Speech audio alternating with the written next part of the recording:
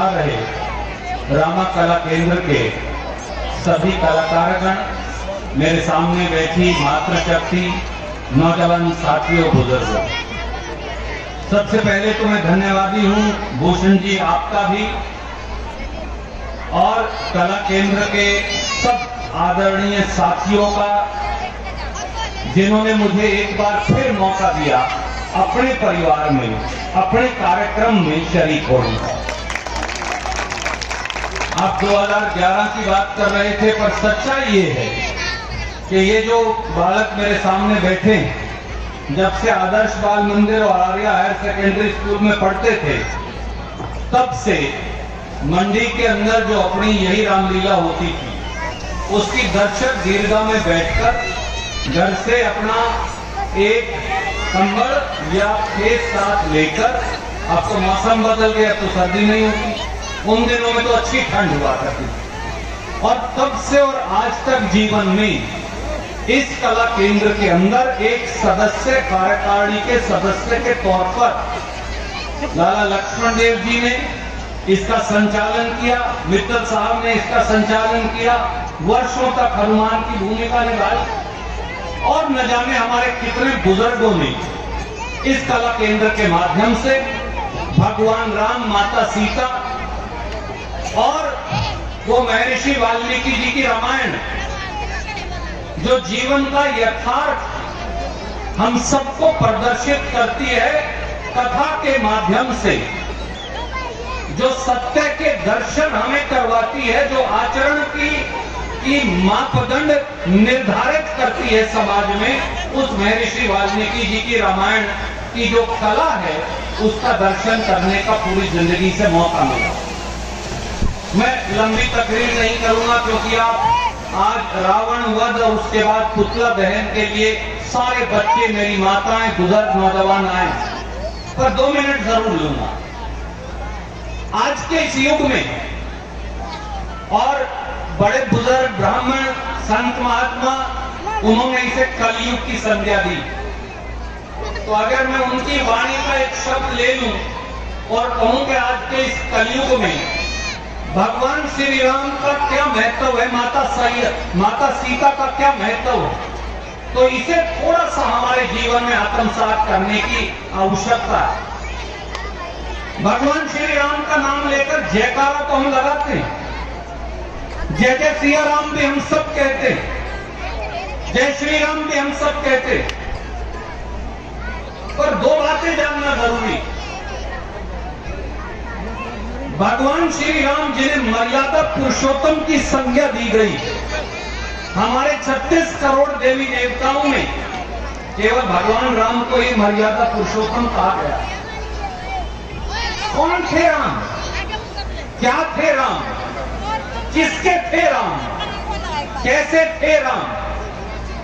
राम का मतलब है संयम, राम का मतलब है कर्तव्य निष्ठा के ऊपर खरा उतरना, राम का मतलब है मां बाप की सेवा, राम का मतलब है वचन की मर्यादा, राम का मतलब है जिंदगी में सिद्धांतों के ऊपर चलने की परिकल्पना, राम का मतलब है दूसरों की पीड़ा हरकर अपने शरीर को दुख देना और दूसरों को सुख देने की कोशिश करना, और सीता मां का मतलब है राम को स्तंभ की भांति खड़े रखना, ताकि वो रास्ते से हिल ना जाए। माफ कीजिए, ये गुस्ताखी तो कोई नहीं कर सकता कि भगवान श्री राम और सीता माता में कौन बड़ा है, इसकी तो कोई कल्पना भी नहीं कर सकता। पर जैसे हर कामयाब पुरुष के पीछे उसके माँ बाप, काका, ताऊ, बीवी, बहन है, भगवान श्री राम को भी जो सामने खड़े हैं, जो मर्यादा के पुरुषोत्तम जिसने बनाया, वो तो माता सीता है। ये भी एक सत्य है।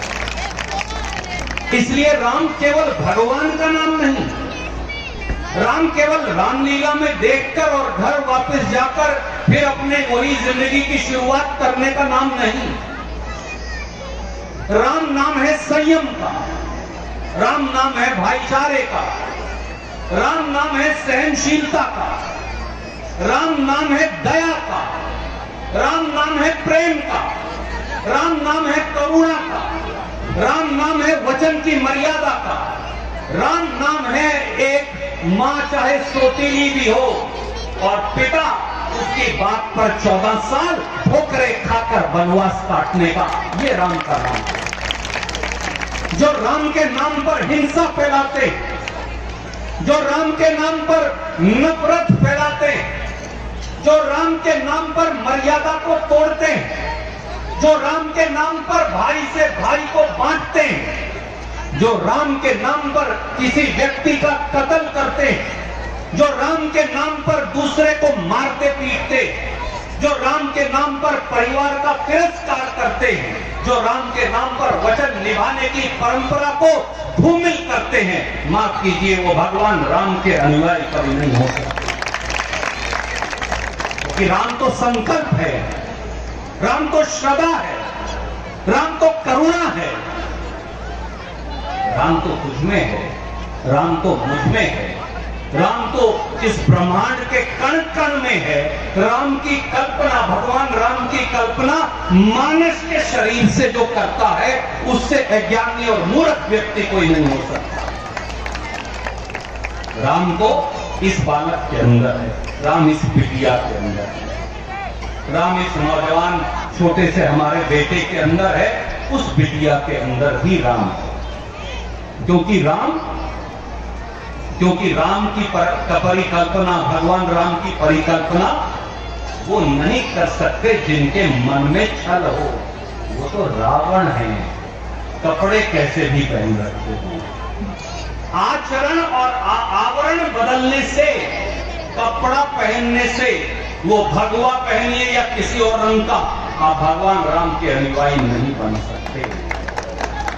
आचरण से, कर्तव्य निष्ठा से, माँ बाप की सेवा से, वचन निभाने की परंपरा से, करुणा से और पीड़ा हरने से, वो राम है।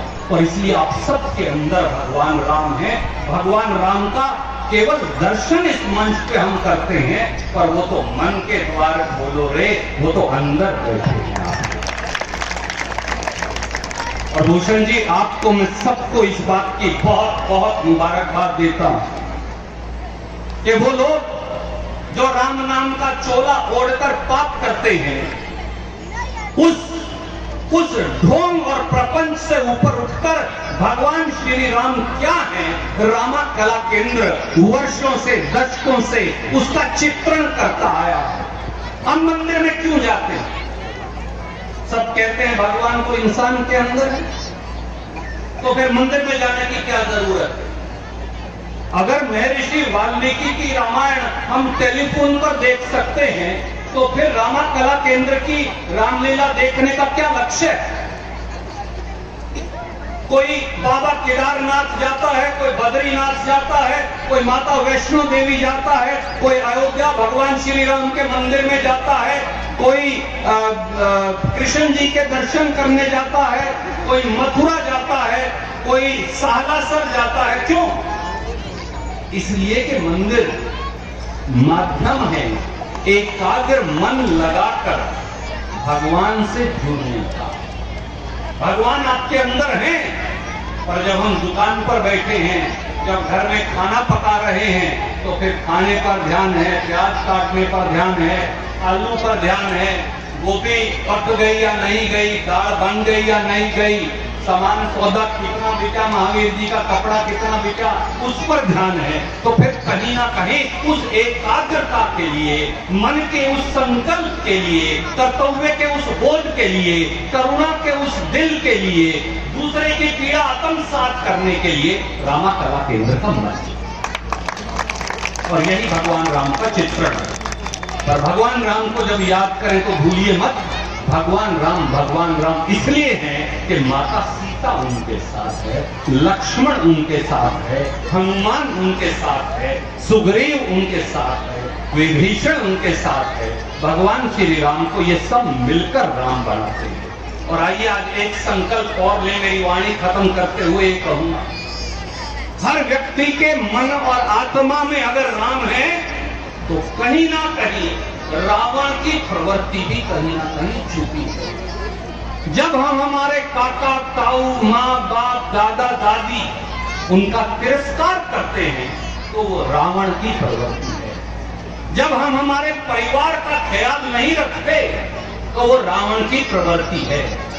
जब हम अपना संकल्प और वादा किसी से तोड़ते हैं तो वो भी रावण की प्रवृत्ति है। जब हम किसी को दुख पहुंचाते हैं, वो जीव जंतु हो या व्यक्ति हो, वो पशु पक्षी हो या वृक्ष हो, जैसा हमारे शास्त्रों में वेद और पुराण में कहा गया है, तो वो भी रावण की प्रवृत्ति है। इसलिए आइए जब रावण वध हो जाए और पुतला दहन हो जाए तो ये संकल्प भी लेकर जाएं कि आज से करुणा, वचन की पाबंदी, दया, भाईचारा, बंटवारे से दूर रहकर समाज में रचनात्मक कार्य करना, यही रामायण की असली शक्ति है और यही हमारे अंदर के रावण को निकाल सकता है। तभी हम भगवान श्री राम के असली मूर्त, असली विचारों के अंदर प्रकट हो पाएंगे। जय सिया राम, जय हिंद।